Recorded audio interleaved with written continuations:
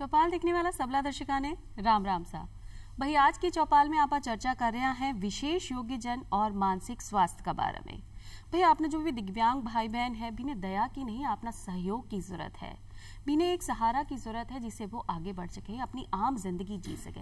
B के लिए अपने परिवार की क्या भूमिका हो सके, समाज की और अपनी सरकार की तरफ से क्या प्रयास चल रहा है, इन सब का बारे में चर्चा करेंगे। ऐसी बहुत सारी योजनाएं आई हैं जो आपने जो विशेष योग्यजन भाई बहन है खास करके लिए उनके लिए लागू की गई है, और ऐसी कौन कौन सी सुविधाएं हैं जो हर दफ्तर में होनी चाहिए, हर सरकारी निजी संस्थान में होनी चाहिए, जिससे बिना परेशानी नहीं उठानी पड़े, और ऐसी कौन कौन सी परेशानी है जिनके कारण मानसिक स्वास्थ्य प्रभावित हो रहे हैं, इन सब का बारे में चर्चा करेंगे। और चर्चा करने के लिए पधारी है अनुराधा गोस्वामी जी, जो कि प्राचार्य हैं सप्त शक्ति आशा स्कूल और सलाहकार भी हैं साथ में राजकीय महिला सदन में। अनुराधा जी थाको बहुत बहुत स्वागत करा है चौपाल में। धन्यवाद जी। और साथ ही साथ चर्चा करवा के लिए पधारे हैं हेमंत भाई गोयल साहब, जो कि राष्ट्रीय उपाध्यक्ष हैं दिव्यांग अधिकार महासंघ में। गोयल साहब थाको भी बहुत बहुत स्वागत है चौपाल में। जी हाँ, कि आज अपनी चौपाल में आप चर्चा कर रहे हैं विशेष योग्यजन और मानसिक स्वास्थ्य के बारे में।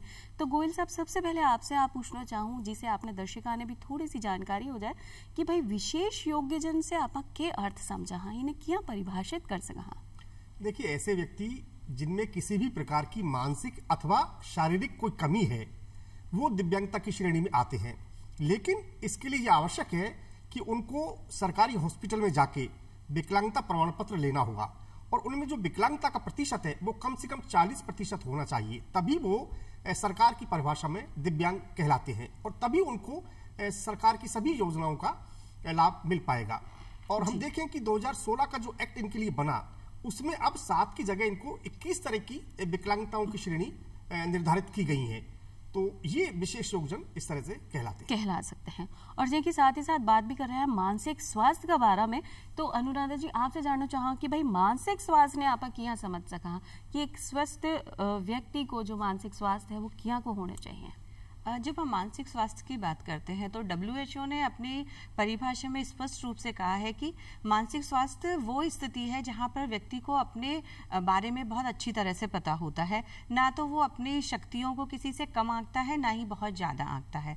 वो दूसरों के साथ में बात करता है तो एक सकारात्मक सोच रखता है, और तनाव से भी लड़ने की उसमें क्षमता रहती है। जी जी। और जी कि हाल ही में जो नयो अधिनियम आयो है अपना विशेष योग्यजन के लिए, भी में कितनी विकलांगता ने शामिल की होगी और भी में नयोपन के है, बदलाव क्या आयो है। जैसा कि हेमंत भाई जी ने बताया कि जो हमारा नया एक्ट आया है दिव्यांगजन अधिनियम 2016, उसमें 7 की जगह 21 विकलांगताओं को शामिल किया गया है। पहले सिर्फ 7 विकलांगताओं के साथ काम किया जाता था, लेकिन अभी उसमें 21 इसलिए कर दी गई क्योंकि दिव्यांगता के क्षेत्र में नित नए रिसर्च हो रहे हैं। उनसे ये पता चलता है कि हर दिव्यांगता अपने आप में बहुत ज्यादा विस्तृत है। उनके साथ काम करने के लिए, उनको समाज की मुख्य धारा में फिर से लाने के लिए हमें काफी अलग अलग तरीके से प्रयास करने पड़ते हैं। इसीलिए हर दिव्यांगता के साथ में बहुत सारी समस्याएं भी आती है और उनके निवारण के तरीके भी अलग हैं। तो इसलिए अभी 21 तरह की दिव्यांगताओं को उसमें रखा गया है। जी भी। जी हाँ, कि आपने अभी अनुराधा जी समस्या की बात की, वही सही बात है कि कोई भी विशेष योग्यजन है भी के साथ कई तरह की परेशानी हो सकी है, विका रहबा में परेशानी हो सकी है, या विका शिक्षण प्रशिक्षण में परेशानी आ सके है, विका व्यवहार में परेशानी आ सके। तो गोयल साहब, था से जानना चाहूँ, जी हाँ कि आप एक अभिभावक भी हो, तो आप ऐसे में कौन कौन सी परेशानी आपके सामने आई और बीने आपने क्या दूर करने का प्रयास किया। देखिए, ये सही है कि दिव्यांग बच्चों के साथ जीवन को जीना एक मुश्किल काम जरूर है, और खासतौर से ग्रामीण क्षेत्रों में दिव्यांग व्यक्तियों को अच्छी नजरों से नहीं देखा जाता, उनको दोयम दर्जे की नजर से देखा जाता है। तो हालांकि अब बहुत परिवर्तन हुआ, एक दशक में क्रांतिकारी परिवर्तन हुआ, क्योंकि अब दिव्यांगजनों को सभी तरह के अधिकार मिलने लगे हैं, समाज में भागीदारी इनकी होने लगी है, और इनको इस तरह की योजनाएं सरकार ने बनाई कि अब इनको सामान्य व्यक्ति से अलग नहीं किया जा सकी। हालांकि परेशानियां हैं, मान लीजिए कोई शारीरिक दिव्यांग है तो अब वो बहुमंजिला इमारत में नहीं चढ़ सकते, उनको दिक्कतें आ सकती है। मानो जो देखने में जिनको अक्षमता है उनको और तरह की परेशानियां हैं। तो अलग अलग दिव्यांगता के लोगों के लिए अलग अलग तरह की परेशानियां हैं, लेकिन अब सरकार ने इनके पुनर्वास के लिए, इनकी शिक्षा की बेहतरी के लिए, इनको आगे बढ़ाने के लिए बहुत सारी योजनाएं संचालित की हैं, जिससे बड़े क्रांतिकारी परिवर्तन आए हैं। और ये अब समाज में मुख्य धारा से जुड़ने लगे हैं। और आप योजनाओं के बारे में भी चर्चा करांगा। उससे पहले अनुराधा जी हाँ कि आप दिव्यांगजन की बात कर रहे हैं, तो बीको जो मानसिक स्वास्थ्य है वो क्या प्रभावित हो सके है, या जो भी उनके शारीरिक परेशानी है भी से मानसिक स्वास्थ्य पे क्या प्रभाव पड़े है? देखो, जो दिव्यांगजन है वैसे ही वो क्योंकि दिव्यांग है तो ऑलरेडी एक परेशानी उनके साथ में चलती है, क्योंकि हमारे समाज में बहुत जल्दी से किसी भी चीज को अपनाया नहीं जाता है। और जब हम उनके मानसिक स्वास्थ्य की बात करते हैं तो सबसे ज्यादा जो प्रभावित होते हैं वो उनके फैमिली मेंबर्स होते हैं, परिवारजन। इसमें स्पेशली मदर सबसे ज्यादा सफर करती है। माँ इसलिए क्योंकि हम जिस सभ्यता में जी रहे हैं अभी भी, उसमें बच्चे का होना नहीं होना माँ को ही उसके लिए दोषी साबित किया जाता है। और उस पर अगर कोई दिव्यांग बच्चा पैदा होता है तो समझ लीजिए कि माँ के मानसिक स्वास्थ्य के ऊपर बहुत ज्यादा असर पड़ता है। साथ ही साथ अगर हम एक विशेष योग्यजन की नजर से देखते हैं तो उसे बहुत ज्यादा नकारा जाता है। सबसे पहले तो उसकी जो और क्षमताएं हैं उनको भी नेग्लेक्ट किया जाता है। मान लीजिए कि कोई व्यक्ति देख नहीं सकता, दृष्टि बाधित है, पर वो गाता बहुत अच्छा है, लेकिन अगर वो किसी को ये बोलता है कि मैं अच्छा गाता हूं तो कोई नहीं मानता उसकी बात, जल्दी से उसे साबित करना पड़ता है कि नहीं मैं बहुत अच्छा गाता हूं। तो इस वजह से क्या होता है कि उसमें एक अलग तरह का तनाव आ जाता है। यही जब हम जीवन साथी की बात करते हैं या शादी विवाह जैसे प्रस्ताव के बारे में बात करते हैं तो उनसे पूछा ही नहीं जाता, सिर्फ ये मान लिया जाता है कि हाँ बस क्योंकि ये दिव्यांग है इसकी शादी करनी है। पेरेंट्स अपने मर्जी से उसके लिए जो भी लड़की पसंद करते हैं या लड़का पसंद करते हैं, एक तरह से विवाह थोप दिया जाता है उसके ऊपर। जबकि हम अगर किसी दिव्यांग जन से उसकी राय पूछते हैं शादी के बारे में तो वो अपनी पसंद नापसंद बहुत आसानी से जाहिर करते हैं। हमें उनका सम्मान करना चाहिए कि अगर उसकी पसंद है किस तरह की लड़की चाहिए या किस तरह के लड़के को वो चाहते हैं हमारे साथ में कि लाइफ लॉन्ग वो उनके साथ में गुजार पाएं, तो हमें थोड़ा सा उस तरीके से सोचना चाहिए। दूसरी चीजें देखने में आती है कि एक दिव्यांगजन जब कोई भी एग्जाम फाइट करके किसी सरकारी ऑफिस में या कहीं भी नौकरी पे लगता है तो उनके सहयोगी जो सहकर्मी होते हैं उनका व्यवहार ये होता है कि अरे यार बेचारा दिव्यांग है, मतलब उसकी काबिलियत को तो नहीं देखते हैं लेकिन वो इस बात को ज्यादा देखते हैं कि वो क्योंकि दिव्यांग है शायद इसलिए उसे ये नौकरी मिले। तो उस टाइम पे उसका जो मानसिक तनाव का स्तर है वो बहुत ज्यादा बढ़ जाता है और कहीं ना कहीं उसका मानसिक स्वास्थ्य से प्रभावित होता है। और जब उसका मानसिक स्वास्थ्य प्रभावित होता है वो घर जाता है, अपने घर वालों के साथ में अपनी परेशानी शेयर नहीं कर पाता है, तो कहीं ना कहीं उसको देख के उनके घर वालों का भी मानसिक तनाव का स्तर बढ़ जाता है। इसलिए अवसाद को अगर हम मानते हैं WHO के नजरिए से तो वो ये कहते हैं कि विश्व की सेकेंड हाईएस्ट प्रॉब्लम है कि डिप्रेशन जिसकी हम बात करते हैं। तो ये तो हम स्पेशल नीड वाले बच्चों की बात करें या पर्सन विद डिसेबिलिटी की बात करें, पर एक सामान्य इंसान में भी अवसाद बहुत बुरी तरह से प्रभावित करता है। जी बिल्कुल सही बात आपने कही कि आपने बी को दया को पात्र नहीं समझना चाहिए। हर व्यक्ति में एक विशेष योग्यता होवे है, जहाँ कि अपना जितना भी दिव्यांग भाई बहन है या बच्चा है या बड़ा बुजुर्ग है, सब में कोई ना कोई योग्यता है, बिना पहचान बा की जरूरत है। बी के साथ ऐसा व्यवहार होना चाहिए जिया कि अपन आम व्यक्ति के साथ व्यवहार करें। अगर अपना परिवार में भी कोई अगर ऐसा व्यक्ति है तो बी के साथ बिया कोई प्यार भरो व्यवहार करा, बिने पूरे सम्मान देवा, आने कि भाई बिल्कुल ही काम नहीं कर सके है या बोल नहीं सके या देख नहीं सके तो इन्हें ज्यादा सहारा की जरूरत है या ज्यादा देखभाल की जरूरत है, बिना अगर आप ऐसा महसूस करावा तो भी का मानसिक स्वास्थ्य में वाकई में बहुत गलत तरीका से प्रभाव पड़ सके है। तो क्या का प्रयास आपने परिवार जन ने करना चाहिए गोयल साहब कि एक परिवार की क्या भूमिका हो सके एक व्यक्ति ने मानसिक रूप से सशक्त या सक्षम बनावा में?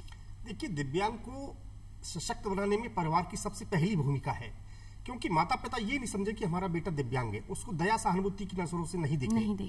उसे ये देखें कि ठीक है, मान लीजिए कोई कमी है, मान लीजिए शारीरिक कमी है, मानसिक कमी है, लेकिन ऐसी दूसरी क्षमताएं निश्चित रूप से होंगी जो उसको औरों से अलग बनाएंगी, औरों से बेहतर बनाएंगी। तो हमें सबसे पहले उन क्षमताओं को पहचानने की आवश्यकता है। हमें उन्हें किसी काउंसलर के पास ले जाने की आवश्यकता है, लेकिन हमें ये बिल्कुल भी समझने की आवश्यकता नहीं है कि ये किसी भी तरह से दिव्यांग है तो कुछ कर नहीं सकते, ये तो बिल्कुल घर में ही रहेंगे, ये तो बाहर निकल ही नहीं सकते। इस अवधारणा से, इस मानसिकता से तो हमको बिल्कुल ही परहेज करना होगा, दूर रहना होगा, क्योंकि ऐसे बहुत से उदाहरण आए। मान लीजिए कोई मानसिक दिव्यांग है, यानी जो बौद्धिक दिव्यांगता से प्रभावित है, अरे अब तो भाई जो स्पेशल ओलंपिक और पैरा ओलंपिक जैसी संस्थाएं हो गई, अंतर्राष्ट्रीय स्तर पर ये खेलने जा रहे हैं और राजस्थान सरकार में तो आउट ऑफ टर्न इनको सरकार नौकरी दे रही है। तो आप मान के चलिए जो भौतिक दिव्यांगता से प्रभावित था वो सरकारी नौकरी आज ले रहे हैं, उनको सरकार 1% का रिजर्वेशन अलग से दे रही है। तो अब हमने तो सोचा कि ये मानसिक दिव्यांग ये तो घर से निकल ही नहीं सकता, ये तो घर में ही पड़ा रहेगा, ये क्या कर पाएगा। उसी बात को लेकर हम टेंशन करते रहे, लेकिन नहीं, ऐसे पेरेंट्स हैं, ऐसे लोग हैं, ऐसे एग्जाम्पल हैं कि वो लोग घर से बाहर निकले, उस बच्चे को सक्षम बनाया और उसको सरकारी नौकरी दिलवाई। जी बिल्कुल, भी ने घर में ही नहीं रखना है और बीकी विशेषता ने आप पहचान कर भी ने आगे बढ़ा सका। ये नहीं कि आप एक जगह दबा है और आपने सहयोग की जरूरत है बस, और भी के बाद में आप कुछ भी कर सके हैं। जे कि कहे जावे है कि भाई कोशिश करने वाले की हार नहीं होती, तो अगर हर व्यक्ति कोशिश करे तो आगे तो बढ़ ही सके है। अपनी तरफ से के प्रयास होना चाहिए कि मानसिक स्वास्थ्य स्वस्थ बने रहे, भी टाबरा को या महिला को या पुरुष का, जो भी अपना विशेष योग्यजन है। जब ऐसी बात है कि हम क्या प्रयास कर सकते हैं, तो वही बात है कि सब मिलके प्रयास करेंगे तो ही हम सफल हो पाएंगे, और प्रयास हमें घर से शुरू करना चाहिए। इसके लिए जरूरी है कि अगर ऐसा कोई भी वाकया घर में घटित होता है तो परिवारजन शांति से बैठ के उसके बारे में बात करें। बातचीत से हर चीज का समाधान होता है। दूसरी बात, जैसे हेमंत जी ने बताया कि काउंसलर की हेल्प लें, तो आजकल काउंसलर एक तरीके से ये मान लीजिए सेकंड डॉक्टर की फॉर्म है, क्योंकि वो सिर्फ आपको मेडिसिन नहीं देता है, वो आपको थेरेपी के जरिए इतना सही सलाह देता है ताकि आप उसके ऊपर अमल करके और काफी परेशानियों से निजात पा सकते हैं। एक तरह से मार्गदर्शक आप समझ सका। हाँ, बिल्कुल सही बात है, वो आपका मार्गदर्शक ही होता है। बट काउंसलर क्या करता है, आपकी समस्याओं का समाधान आपसे ही निकलवाता है कि आप क्या चाहते हैं। फाइनली हम अपनी बात को उसके माध्यम से रखते हैं। सेकंड, इतनी तरह की अलग अलग काउंसलिंग हो गई है। मान लीजिए किसी घर में पहले ही बच्चा है वो दिव्यांगता की श्रेणी में आता है, तो दूसरा बच्चा कंसीव करने से पहले पेरेंट्स वापस काउंसलर के पास जा सकते हैं, जिसे हम जेनेटिक काउंसलिंग कहते हैं। उसकी हेल्प से ये पता चल सकता है कि जब भी पेरेंट्स सेकंड बच्चा कंसीव कर रहे हैं तो क्या वो भी डिसेबल्ड होगा, और अगर हमें उसे विकलांगता से रोकना है तो किस तरह का उपचार उनके लिए हम मुहैया करा सकते हैं या कहाँ से वो कराया जा सकता है। एक और चीज है कि जब परिवार में बहुत सारे लोग मदर को इस बात के लिए ब्लेम करते हैं, तो बच्चा कंसीव करने से पहले मदर का मानसिक स्वास्थ्य का जांच कराना बहुत ज्यादा जरूरी है। साथ में हम जिस सोसाइटी में बिलोंग करते हैं वहाँ लोगों में एक अवेयरनेस होनी चाहिए, उनमें जागरूकता होनी चाहिए कि जो मानसिक परेशानी है वो किसी को भी हो सकती है। अगर उसके लिए कोई काउंसलर या डॉक्टर के पास जा रहा है तो वो पागलपन में नहीं आता है, वो सिर्फ एक रोगी है। जैसे हम अपनी आम बीमारियों के लिए डॉक्टर के पास जाते हैं और दवाई लेने से वो ठीक हो जाती है, ऐसे ही मानसिक रोगी होते हैं, वो भी एक टाइम के बाद में ठीक हो जाते हैं, बशर्ते हमें उनका जो कोर्स है वो पूरा करवाना चाहिए।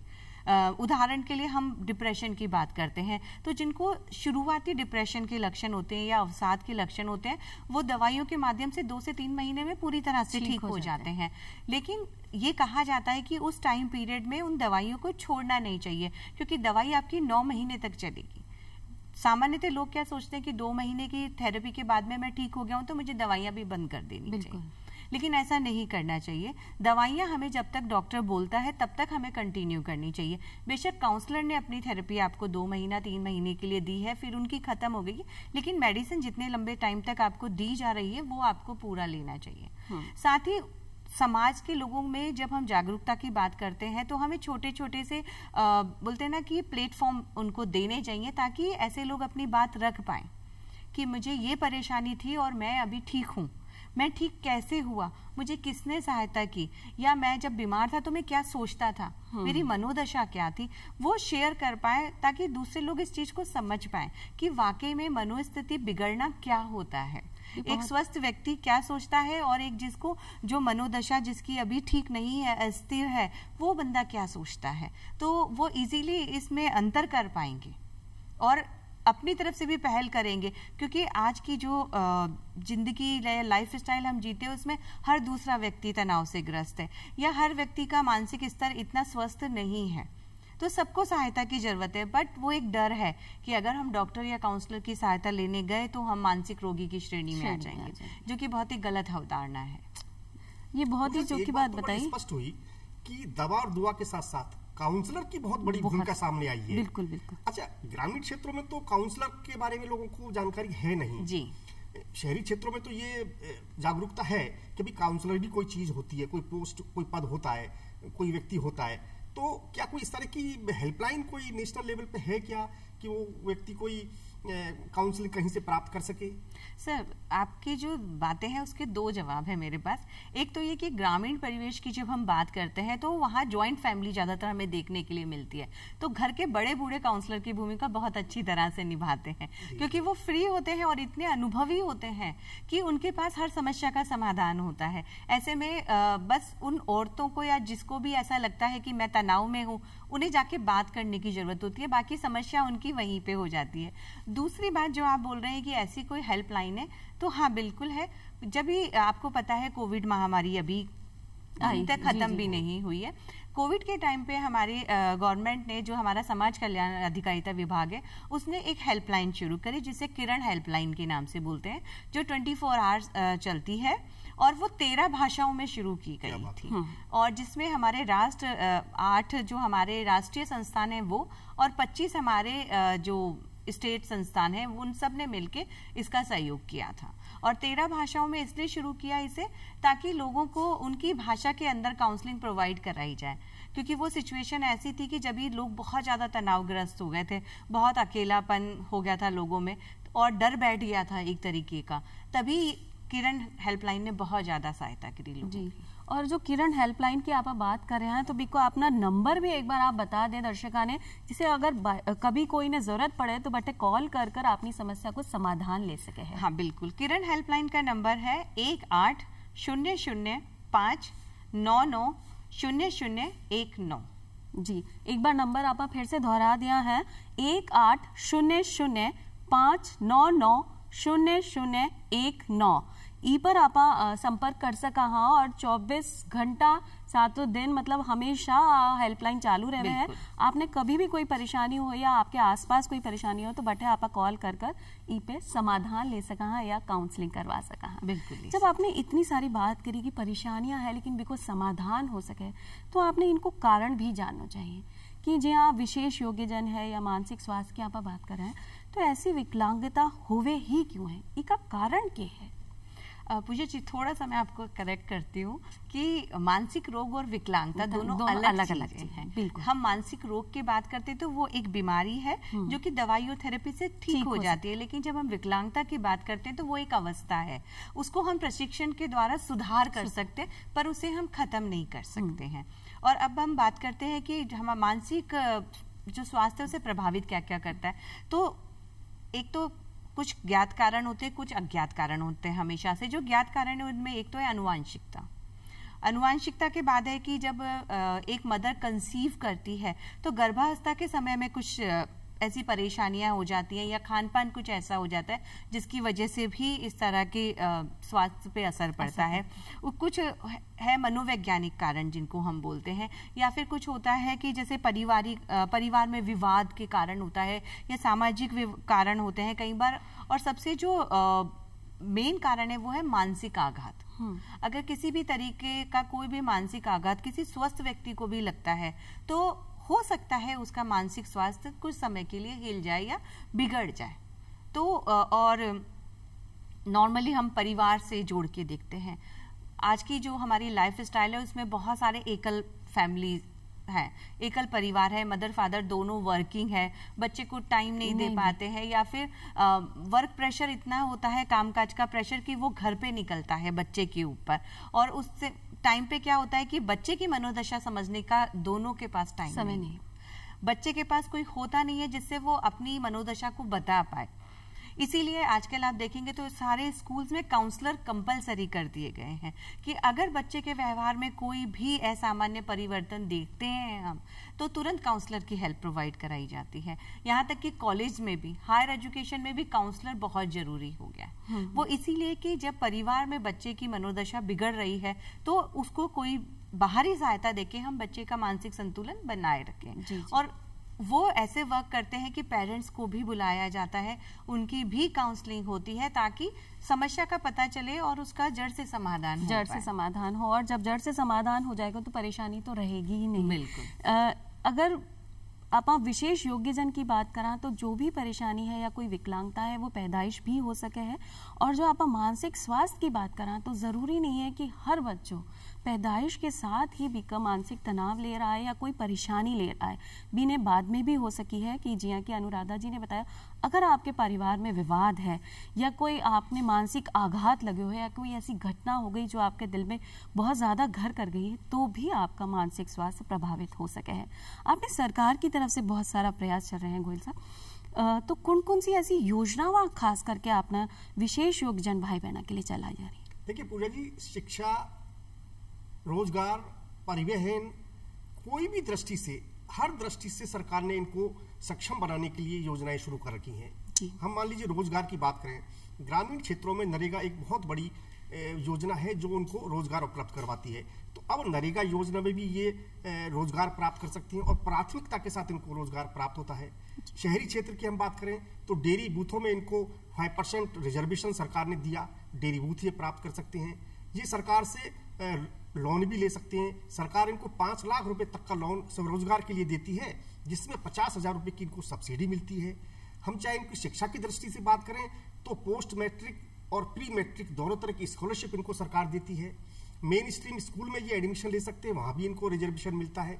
और जो ऐसे दिव्यांग जो स्पेशल स्कूल में नहीं जा सकते, वो मेन स्ट्रीम स्कूल या कॉलेज में जा सकते हैं। सीबीएसई बोर्ड का ये अब गाइडलाइन स्पष्ट रूप से जारी हो गई कि जो दिव्यांग मेन स्ट्रीम स्कूल में शिक्षा लेना चाहे वहां पर वो शिक्षा ग्रहण कर सकते हैं। उसके लिए एक स्पेशल एजुकेटर की इनको अपॉइंटमेंट करना इनको कंपलसरी कर दिया है। तो मान लीजिए, और हम देखें कि अब तो सरकार ने इनको सत्ता और राजनीति में भी अधिकार देना शुरू कर दिया। अब हर एक नगर पालिका में राजस्थान में एक दिव्यांग को पार्षद के तौर पर मनोनीत किया जा रहा है। और आने वाले टाइम में आप देखेंगे कि हर एक ग्राम पंचायत में दिव्यांग को पंच के तौर पर मनोनीत किया जाएगा। आप मतदान की बात करें तो ये इनको मतदान के लिए विशेष व्यवस्थाएं सरकार ने की हैं। यानी किसी भी दिव्यांग मतदाता को सरकार की गाड़ी इनको घर से लेके जाएगी और घर पर इनको छोड़ के जाएगी। मतदान केंद्र पर इनको विशेष व्यवस्थाएं और सहूलियत सरकार देती है। जो भी व्हीलचेयर वाले उपयोगकर्ता वाले जो दिव्यांग हैं उनको बूथ पर व्हीलचेयर उपलब्ध रहेगी और उनके साथ एक सहयोगी बूथ के अंदर तक इनको वोटिंग करवाने लेके जाएगा। और एक और क्रांतिकारी प्रयोग चुनाव आयोग करने जा रहा है।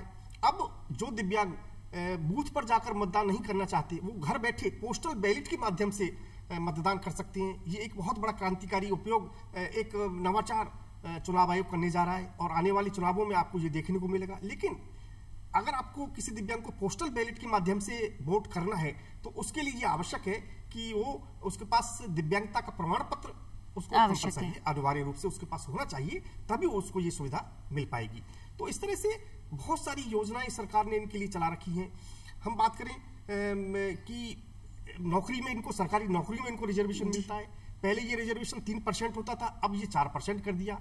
तो अलग अलग जो कैटेगरी के दिव्यांगजन हैं, चाहे वो विजुअली इम्पेयर्ड हैं, चाहे वो मेंटली रिटार्ड हैं, चाहे वो इंटेलेक्चुअल डिसेबिलिटी के लोग हैं, ऑटिज्म है, सेरेब्रल पॉलिसी के लोग हैं, लोकोमोटर डिसेबिलिटी के लोग हैं, सबको अलग अलग रूप से सरकार इनको रिजर्वेशन सरकारी नौकरियों में दे रही है। तो इस तरह की तमाम सुविधाएं, तमाम इनको अधिकार सरकार दे रही है। क्योंकि जो एक सामान्य व्यक्ति को संविधान के तहत जो जितने भी अधिकार और शक्तियां प्राप्त हैं, वो सभी अधिकार हमारे दिव्यांग जन भाई बहनों को भी प्राप्त होने चाहिए। सरकार इस तरह का पूरा प्रयास करे। भाई सरकार की तरफ से तो बहुत सारी योजना है जिसे आपने जो विशेष योग्यजन भाई बहन है बिने अपनी जो मुख्य धारा है, अर्थव्यवस्था की मुख्य धारा है, इसे जोड़ो जा सके, आम जीवन वो सुविधाजनक रूप से जी सके। पूजा जी, मैं थोड़ा सा हेमंत जी के उसमें ऐड करना चाहूंगी कि सरकार ने जो चुनाव आयोग की हम बात कर रहे हैं, तो जो लोग बोल सुन नहीं सकते हैं उनके लिए specially sign language interpreter booth पे रखे हुए हैं ताकि वो उनको गाइड कर पाए कि कैसे करना है, क्या करना है। दूसरा एक चीज जो सर शायद भूल गए बताना, हमारे राजस्थान सरकार की एक योजना है सुखद दाम्पत्य योजना, जिसके तहत जो दिव्यांग बच्चों की शादी होती है तो उन्हें सरकार की तरफ से 50,000 रुपए अपने मैरिज को शुरू करने के लिए भी दिए जाते हैं। आपने नया जीवन बहुत सारी हैं। मैं आपको और बताऊं जी, बिल्कुल सही बात है कि योजना में अपने पास इतनी सारी, इनको बीपीएल की तरह सभी सुविधाएं सरकार देने जा रही है।